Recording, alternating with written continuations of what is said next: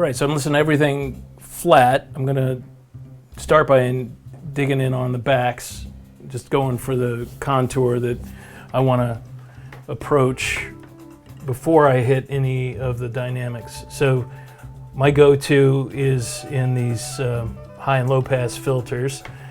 I want to make sure there's no intersonic or ultrasonic stuff that I'm not hearing that's going to get through. I love the circuit. I think there's not a mix I've done that hasn't had that filtering in it, just to make sure I'm going to let the A to D do its thing without any of the extra noise that may introduce. Also clearing up the harmonic series. So I'm very interested in those filters. I love those filters. They're always engaged. And in a range for acoustic bass with drums, I'm always going to listen for something, maybe I'll start up at 116, something in that range, and I'm going to go ahead and exaggerate that range.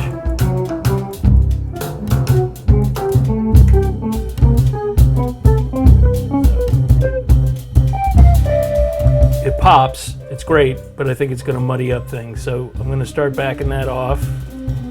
I'm going to go to +3 on that. Take it out of the circuit, put it back in the circuit, listen to an area like this where he's walking.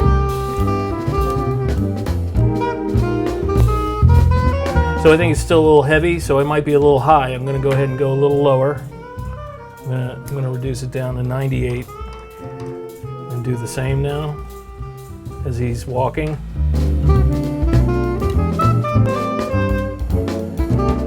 That didn't get in the way, it didn't muddy up the line at all.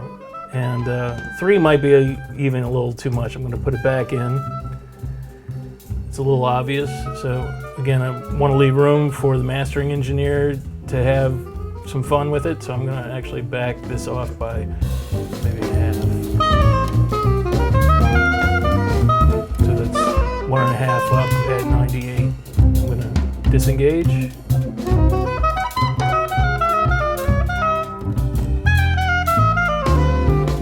Walking again, it's a good place for me to hear that. Also going to make sure I can hear the kick drum clearly and I haven't interfered down there between the two.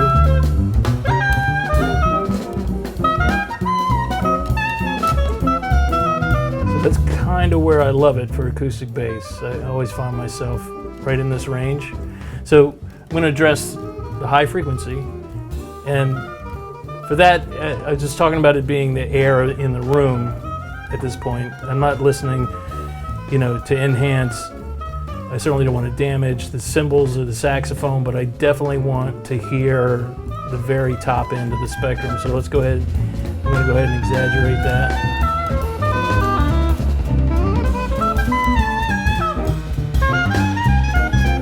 Hear how much, a little more sibilance in all those cymbals. Very top of that soprano, make it harsh. So I don't want to change any of those relationships, but I definitely want some of the air that's up there between 16 and 22 kilohertz. I'm going to go ahead and back it out. Take it down to 3.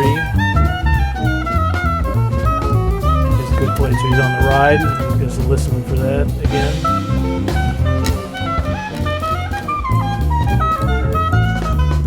So I'm going to also edge on the side of safety and caution and let the mastering engineer decide how much more that needs, but I definitely want a kiss of it, so I'm going to go ahead and back that off. Especially on a tune with soprano, I don't want to make it harsh at all. But again, that's going to give me that perception, I think. It's also, you hear the extra little bit of closure in the hi-hat. So, like I said, just accentuating air really up there at 16K. So that's a curve I'm going to love for this type of track. Now I'm going to move on to the compressor. So we'll start it at a unity. And what I'm going to look for first is my threshold. Assuming that all these settings are which I'm always dialing, that I always want a link. I always want the smart dynamic circuit in, because it is smarter than me and fast. But for this kind of material and a gentle amount of compression, I'm going to try it first with a soft knee. And then I also use the bass cut, because I definitely don't want to be, using or having extra hold in some of the, especially on a bass leader record like this. So I just find that the low end stays, rounder and just more natural if I'm letting it through the compressor. So I always rely on the bass cut. I'm going to go up here. I see the lights already flickering. I'm going to start raising the threshold as high as possible. I manually dial my times in, so it's not a super fast attack, not too slow either. And then also the same on it's sort of a quicker release. It's not going to be a slow makeup. So these are my the speeds that I like. So without having added gain or really compression at this point, I'm going to just dial threshold back a little bit and let it grab. So where was that? That's at plus. I guess we have plus 16 there.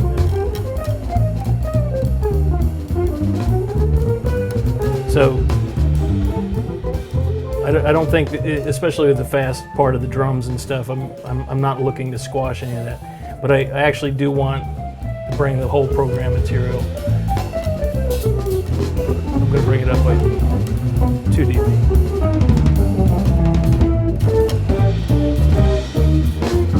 So you can see the circuit's engaged, but it's not pulling enough to make it noticeable. It's not pumping or ducking, so I'm going to unengage that. And again, I'm only looking for a gentle push. I'm not looking for it to leap out of the speakers or anything. And then of course, looking at my overall level, my peak level is crucial, so I'll be checking my AD frequently at this point. So here's a solo. And this is actually a place where I find the compressor really is the most useful, so that we can hear how it's going to, amplify this, especially the feature like a solo.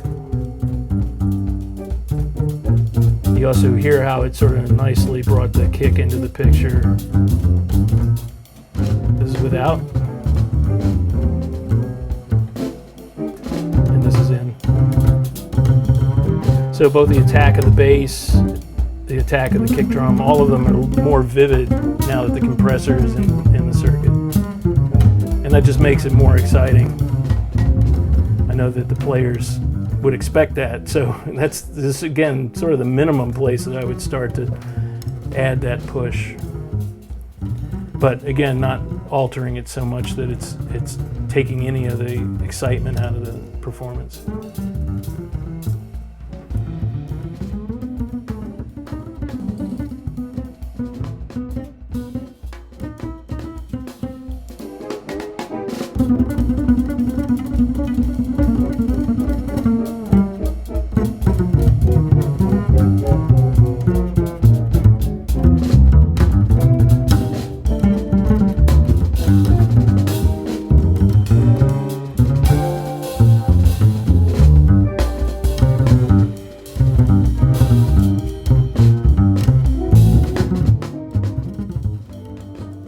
So you'll see with the grab that I'm not pulling enough out of this to be harmful at all, but I'm pushing with the 2 dB of gain that I've introduced to it. So again, wanting to leave all the natural dynamics of these performances, but also elevate it for the detail, like the bottom of the mix, the kick and the bass relationship is much more vivid.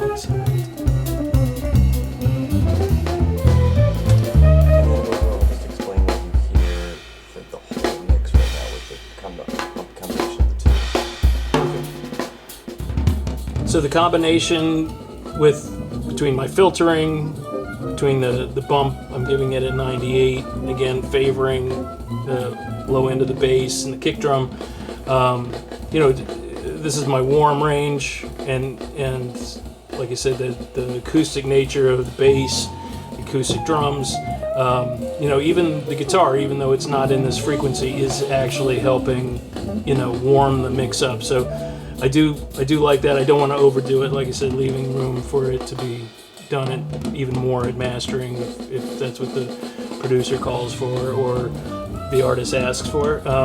So again, the compression is introducing enough gain at 2 dB that it's pushing the detail into the mix, but it's not destroying the peaks, and again leaving all of the natural dynamics the performer gave me in the recording. So that's my favorite setting for this style of track, and like I said, it leaves room for others to do it in mastering if they want to hit it harder.